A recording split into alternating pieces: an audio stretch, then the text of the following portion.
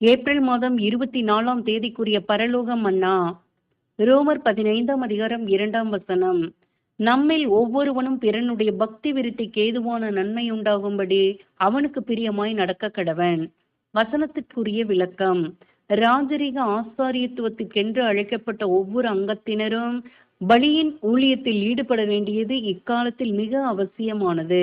தங்கள் ஊழியத்தில் இவர்கள் அறிந்து விட்டுவிட வேண்டிய காரியம் யாதெனில், தங்கள் சுய யோசனைகளையும் திட்டங்களையும் செயல்படுத்த எண்ணாமல் மற்ற உடன் ஊழியருடன் கலந்து செயல்பட மறக்கக்கூடாது. தேவன் தங்களுக்கு காட்டும் வழி இன்னதென்பதை தாங்கள் அறிந்து அவர் தரும் ஆலோசனைகளை செயல்படுத்தவே பிரியமுள்ளவர்களாக காணப்பட வேண்டும்.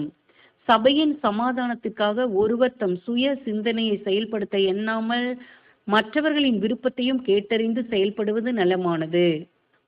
ஆமேன்.